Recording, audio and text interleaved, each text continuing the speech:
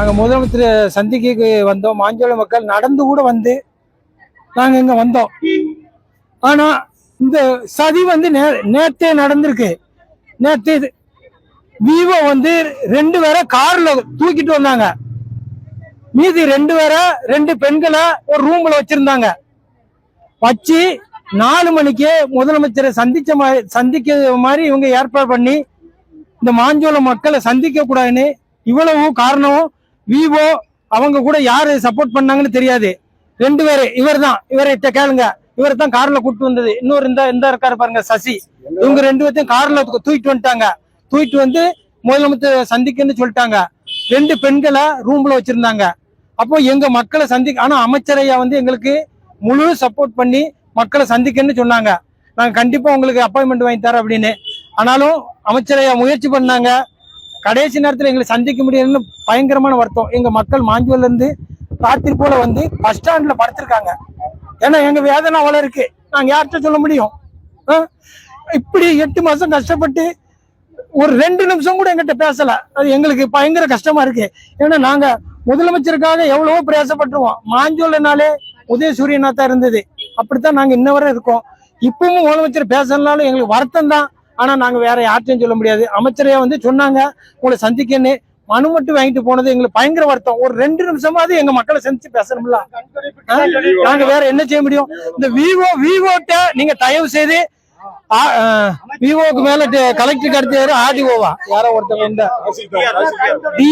DRO சொன்னாங்கன்னு Vivo சொன்னாங்க. அப்ப எதுக்காக அந்த மக்களை இவங்க 2 பேத்தையும் கடத்தி கொண்டு போகணும்? கார்ல 2 பேரை ரூம்ல வைக்கணும். அதுக்கு என்னன்னு அந்த அதிகாரத்தை நீங்களே கேளுங்க. இதுதான் நடந்த சம்பவம். யாரு? என் பேர் ஸ்டாலின். ஆமா, இதுக்கு மெயின் காரணம் விவோட்ட கேட்டாங்கன்னா முழு விவரமும் வரும். விவோட்ட கேட்டதுக்கு ஆர்டிஓ தான் சொன்னாங்க இவங்களை கூப்பிட்டு வந்து பேசணும் அப்படின்ட்டு. இன்னைக்கு 8 மணின்னு சொல்லியாச்சு. நேற்று 4 மணின்னு திடீர்னு முடிவெடுக்கணும். அவங்க மாஞ்சோலை பிரச்சனை இதோட முடிஞ்சிட்டுன்னு சொல்லி அவங்க அப்படி பண்ணதான் இது பண்ணாங்க. அதுக்கடுத்து அமைச்சர்கிட்ட பேசணும் வாங்கினாங்க. சந்திக்க கூப்பிட்டாங்க. ஒரு 2 நிமிஷம் கிட்ட பேசியிருந்தா ஒரு மன நிம்மதியா இருக்கும். ஏன்னா நாங்க 400 மக்களும் நேற்று ராத்திரி வந்து பஸ் ஸ்டாண்ட்ல படுத்திருக்கோம். அவ்வளவு வரும். ஏன்னா எங்க சூழ்நிலை யாரும் அங்க வந்தவங்களுக்கு தான் தெரியும். அமைச்சரையா மேல மாஞ்சோலுக்கு வந்திருக்காங்க தெரியும். ஆனா நாங்க வேற இதை யார்கிட்ட போய் சொல்ல முடியும்? இந்த ட்ரிப்பாவது முதலமைச்சர்கிட்ட பேசி எங்களுடைய கோரிக்கை தீர்வுன்னு பேச வந்தோம். ஒரு வார்த்தை கூட பேசாது. எங்களுக்கு ரொம்ப வருத்தம். மணிமுத்தார் விபோ வந்து எசகிமுத்து அவர் ஒரு 3 மணிக்கு எங்களுக்கு ஃபோன் பண்ணாரு.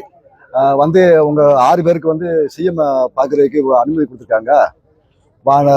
நாளைக்கு காலைல 10 மணிக்கு உங்களுக்கு ரூம் எடுத்து தங்கிட்டு நாளைக்கு காலைல ஒரு 8-10க்கு விவோ சந்திக்கலாம், சிஎம் சந்திக்கலாம்னு எங்களுக்கு சொன்னாங்க. சரி நாங்கள் வந்தாச்சு. வந்த உடனே திருப்பி ஒரு 4 மணிக்கு ஃபோன் வந்துச்சு. வந்துட்டு வந்து ஒரு ஸ்டாலின் அங்க அந்த 4 பேர் அங்க இருக்காங்க. என்ன மாளிகை சுற்றுலா மாளிகையில இருக்காங்க. அங்க இருக்காங்க. வந்துட்டு எங்களுக்கு ஒரு காரை பிடிச்சி என்ன இவரையும் கூப்பிட்டு வந்தாங்க. நாங்க உடனே ஸ்டாலிக்கு போன் அடிச்ச உடனே அவரு நாங்க மதுரையில இருக்கோம், நாங்க வரல அப்படின்னோம். அப்புறம் நாங்க யாரையும் சொன்னோம் நீங்க எங்களை கூட்டு 2 பேரும் தற்கொலை பண்ணிடுவோம், நீங்க 2 பேரும் மாட்டிக்க சொல்லி நாங்க 2 பேரும் இந்த முக்கில் இறங்கி எஸ்கேப்பே அங்க நாங்க போயிட்டோம். இப்படி நேற்று எங்களை உள்ளவான்னு பிடிச்சி இழுத்துட்டே இருந்தாங்க.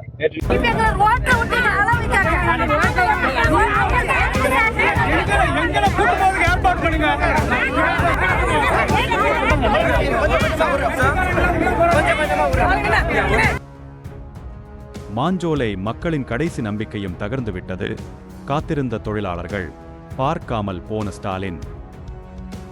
நெல்லை மாவட்டத்தில் தமிழக அரசால் நிறைவேற்றப்பட்ட திட்டங்கள். புதிய திட்டங்களை தொடங்கி வைக்க முதல்வர் மு.க. ஸ்டாலின் 2 நாள் சுற்றுப்பயணமாக சென்றிருக்கிறார். முதல் நாளான நேற்று டாடா சோலார், விக்ரம் சோலார் நிறுவனங்களின் திட்டங்களை தொடங்கி வைத்த முதல்வர் மாலையில் கட்சியில் புதிதாக இணைந்தவர்கள் மற்றும் கட்சி நிர்வாகிகளை சந்தித்து பேசினார். பின்னர் இருட்டுக்கடை அல்வா விற்பனை செய்யும் கடைக்கு சென்று அல்வா சாப்பிட்டு எப்போது நெல்லை வந்தாலும் என்று பழைய புகைப்படத்தையும் தற்போதைய புகைப்படத்தையும் சேர்த்து சமூக வலைதளங்களில் பதிவிட்டார். அதைத் தொடர்ந்து நெல்லை வண்ணாரப்பேட்டை அரசு விருந்தினர் மாளிகையில் தங்கியிருந்த முதல்வரை 2ஆம் நாளான இன்று மாஞ்சோலை தேயிலை தோட்டத் தொழிலாளர்கள் சந்திக்க ஏற்பாடு செய்யப்பட்டிருந்தது. அதற்காக இரவிலேயே பேருந்து நிலையத்துக்கு வந்துவிட்ட தொழிலாளர்கள் அங்கேயே காத்திருந்துவிட்டு காலை 7 மணிக்கே முதல்வர் தங்கியிருந்த அரசு விருந்தினர் மாளிகைக்கு வந்தனர். ஆனால் 9 மணி வரை அவர்களை உள்ளே அனுமதிக்கவே இல்லை.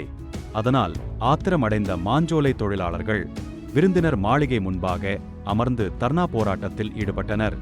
நேரம் ஒதுக்கி மாஞ்சோலை தொழிலாளர்களை சந்திக்க நேரம் ஒதுக்கி மாஞ்சோலை தொழிலாளர்களை சந்திக்க நேரம் ஒதுக்கி தவிர்ப்பது ஏன்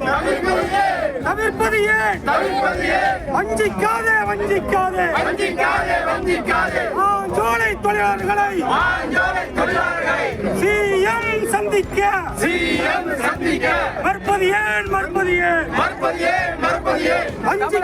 வஞ்சிக்காதே மாஞ்சோலை தொழிலாளர்களை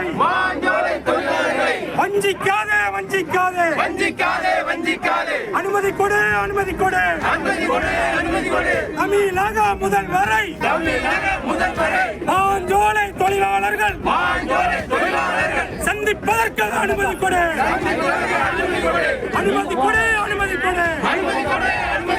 மாஞ்சோலை தொழிலாளர்களை. விருந்தினர் மாளிகை வாசலில் மாஞ்சோலை தொழிலாளர்கள் நடத்திய தர்ணா போராட்டத்தைக் கண்டு அதிர்ச்சியடைந்த போலீசார் உடனடியாக அவர்களை அப்புறப்படுத்தும் முயற்சியில் ஈடுபட்டனர். ஆனால் தொழிலாளர்கள் அங்கிருந்து எழும்ப மறுத்ததால் 5 பேரை மட்டும் முதல்வரை சந்திக்க அனுமதித்தனர். மனுவை மட்டும் பெற்றுக்கொண்டு எதையும் கேட்காமல் முதல்வர் சென்றதால் தொழிலாளர்கள் கடும் அதிருப்தியடைந்தனர். இது குறித்து பேசிய மாஞ்சோலை தேயிலை தோட்ட தொழிலாளர்கள், எங்களின் வாழ்வாதாரத்தை பாதுகாக்க கடந்த 9 மாதங்களுக்கும் மேலாக தொடர்ந்து போராடி வருகிறோம். கடந்த 3 மாதங்களாக பிபிடிசி நிர்வாகம் ஆலையை மூடிவிட்டதால் தேயிலை பறிக்கும் தொழில் எங்களுக்கு வழங்கப்படவில்லை. அதனால் உணவுக்கு கூட வழியின்றி தவித்து வருகிறோம். நெல்லைக்கு முதல்வர் வருவதை அறிந்து அவரை சந்திக்க விருப்பம் தெரிவித்தோம். முதல்வரை சந்தித்தால் எங்கள் பிரச்சனைகள் அனைத்துக்கும் நல்ல தீர்வு ஏற்படும் என நம்பியிருந்தோம். இப்போது அந்த கடைசி நம்பிக்கையும் தகர்ந்துவிட்டது என்று வேதனையுடன் பேசினார்கள் மாஞ்சோலை மக்கள்.